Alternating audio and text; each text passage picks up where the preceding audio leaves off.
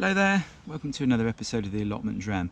This is a series of short videos where we sit and talk about different whiskies in the surroundings of our North London allotment. And you join me here today. It's getting on for late October now, and it's actually quite a nice day for this time of the year.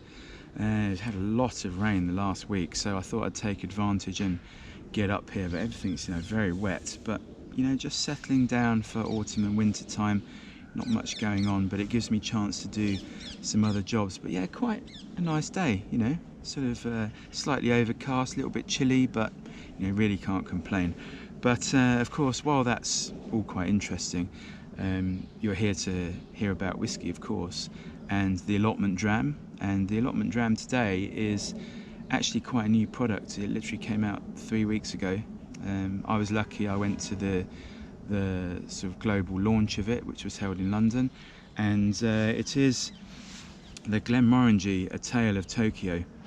And this is the fourth part in the Tales series, which we've enjoyed very much actually, because it really pushes Glenmorangie, quite a light, delicate spirit, very well known, but it's kind of pushing it in different directions, this series. So we started with A Tale of Cake in 2020.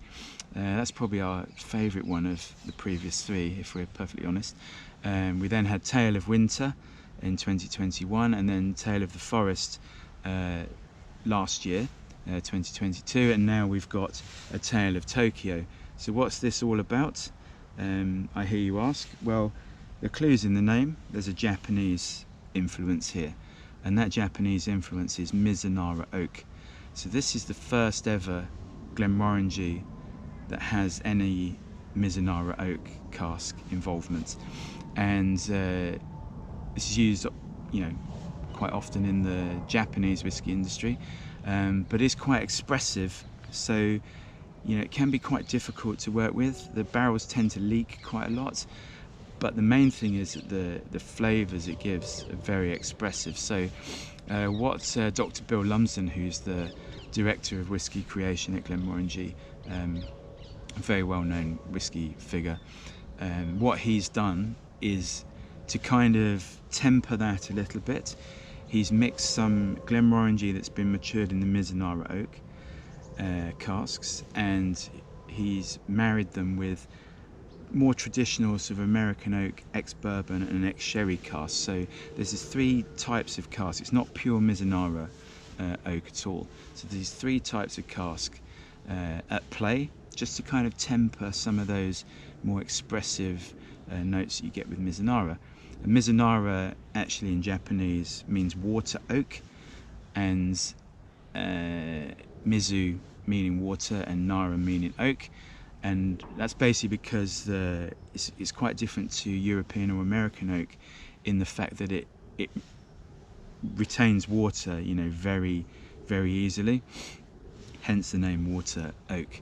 So also we have, you can't really see it here, but there's a hint of the illustration that actually goes around. I didn't bring the box with me, but goes around the sides of the box is an illustration by a Japanese artist called Yamaguchi Akira, and it's a scene of Tokyo, quite sort of typical scene, lots going on sort of within the illustration, and including 5 Dr. Bill Lumsdens. So if you buy the box, then or you buy the bottle, have a look on the box and see. It's a bit like Where's Wally. See if you can spot Dr. Bill Lumsden sort of on there. So a little bit of fun.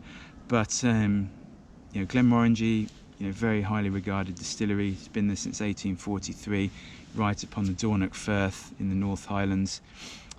Famously got the tallest stills in Scotland, over 5 metres high, of course, and they make this lovely light, delicate spirit, and really a place that we love. It was the first distillery we ever went to, and this was before we ever were into whiskey.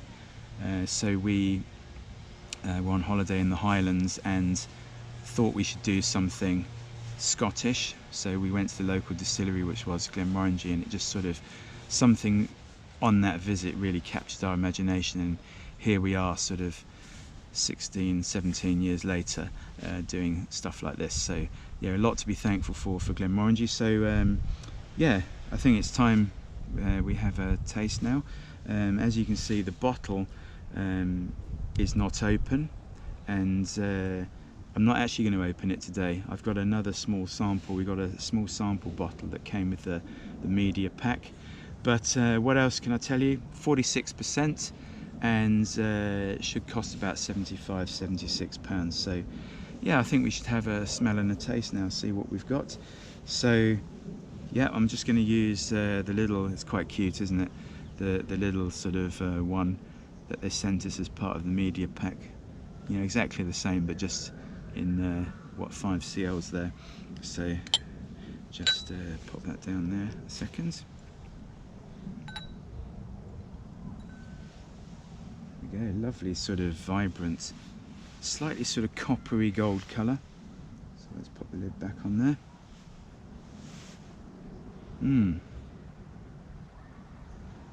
So yeah, quite intense actually, quite bold. Yeah, which you can't always say with Glenmorangie. You know, it does tend to have this sort of lighter, more delicate sort of note most of the time. But yeah, you've got lots of sort of dark chocolate. There's some cocoa in there, but it's very sort of fragranced. It's incense, there's sandalwood, but there's also some sweetness there as well. That toffee and caramel, bit of vanilla. But yeah, let's have a taste.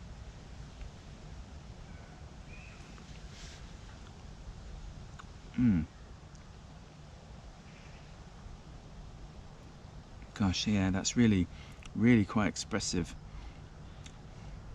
You've got a lot of savoury, almost umami notes coming through. You know, quite dark. Again, this dark chocolate, this sandalwood, incense. It's a bit of like cinnamon, cocoa powder. It's almost like a little bit of, I want to say like menthol or eucalyptus kind of in there as well. Yeah, really interesting.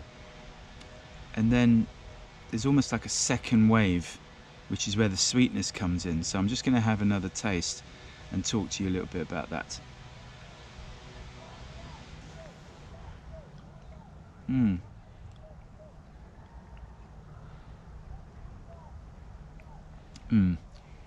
All those savoury notes up front, but then the sweetness comes through, and it's like the toffee, caramel. There's a bit of like sweet orange and cherry in there as well, just sitting in the background. And then it's got a lovely mouthfeel actually, slightly sort of like vanilla custard sort of note in there as well. It makes it quite creamy, but with this sort of like spicy, peppery, darker sort of edge. A little bit of now slightly more bitter orange and bitter cherry actually. It's kind of switched from being the sweeter versions of that. But yeah, really interesting.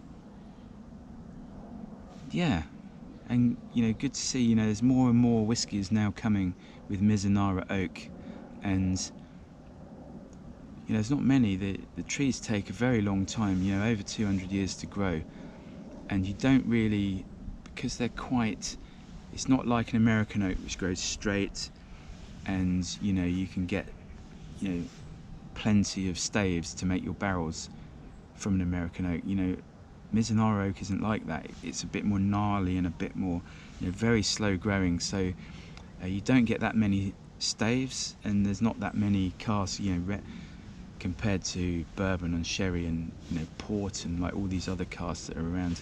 Mizunara oak is pretty rare, so yeah, it normally reflects a little bit in the price. So, you know, 75, not too bad for that really. But yeah, really interesting. And you know, we love seeing around this time of the year, you always find out what the next tales of is. And you know, we were delighted to see a tale of Tokyo sort of come out, and yeah, just a lovely addition to the series, I think.